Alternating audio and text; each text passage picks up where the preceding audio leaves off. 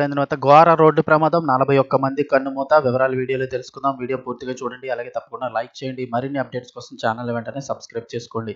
ప్రభుత్వం నుంచి వచ్చే లేటెస్ట్ అప్డేట్స్ అన్నీ కూడా ఎప్పటికప్పుడు మన ఛానల్ ద్వారా మీకు ముందుగానే తెలియచేయడం జరుగుతుంది. అలాగే వీడియోని ఒక లైక్ చేశారంటే మరింత మందికి సమాచారం చేరుతుంది. ఇంకా వివరాల్లోకి అయితే వెళ్ళిపోదాము. బ్రెజిల్లో శనివారం తెల్లవారుజామున మినాస్ జెరాస్ రాష్ట్ర హైవేపై బస్సు, ట్రక్కు ఢీకొని ఘోర ప్రమాదం జరిగిన విషయం తెలిసిందే. అయితే ఈ ఘటనలో 41 మంది ప్రాణాలు ఇప్పటివరకు 41 మంది ప్రాణాలు కోల్పోయినట్లు అధికారులు ధృవీకరించారు. ప్రమాదం జరిగిన ప్రాంతంలో సహాయక చర్యలు చేపట్టి మృతదేహాలు స్వాధీనం చేసుకున్నట్లు వెల్లడించారు. సావో పాలో నుంచి బహియా రాష్ట్రంలోని విటోరియా డా కాంక్విస్టాకు వెళ్తున్న బస్సు ట్రక్కును ఢీకొట్టి మంటలు చెలరేగడంతో ప్రమాదం జరిగిందని తెలిపారు.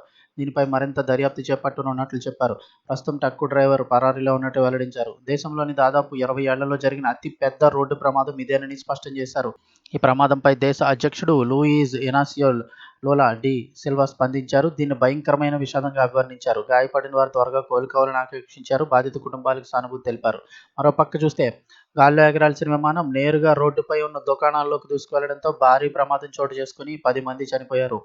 ఈ ఘటనకు సంబంధించిన వివరాలు ఎలా ఉన్నాయి? బ్రెజిల్లోని టూరిస్ట్ సిటీ గ్రామాడాలో పైలట్ సహా మొత్తం 30 మందితో వెళుతున్న విమానం వాతావరణం సహకరించకపోవడంతో రోడ్డుపైకి దూసుకు వెళ్లిపోయింది. దీంతో రోడ్డు పక్కనే ఉన్న దుకాణాల్లోకి విమానం దూసుకెళ్లగా భారీ ప్రమాదం చోటు చేసుకుంది. ఈ ప్రమాదంలో పైలట్ సహా 10 మంది మృతి చెందగా మరో 17 మందికి తీవ్ర గాయాలయ్యాయి. కాగా ప్రమాద సమాచారం తెలుసుకుని హుటాహుటిన సంఘటనా స్థలానికి చేరుకున్న పోలీసులు సహాయక చర్యలు చేపట్టారు. గాయపడిన వారందరినీ ఆసుపత్రికి తరలించి ప్రమాదానికి గల కారణాలపై దర్యాప్తు చేస్తున్నట్లు తెలిపారు. కాగా ఈ ఘటనలో మృతుల సంఖ్య పెరిగే అవకాశం అయితే ఉన్నట్లుగా చెబుతూ ఉన్నారు.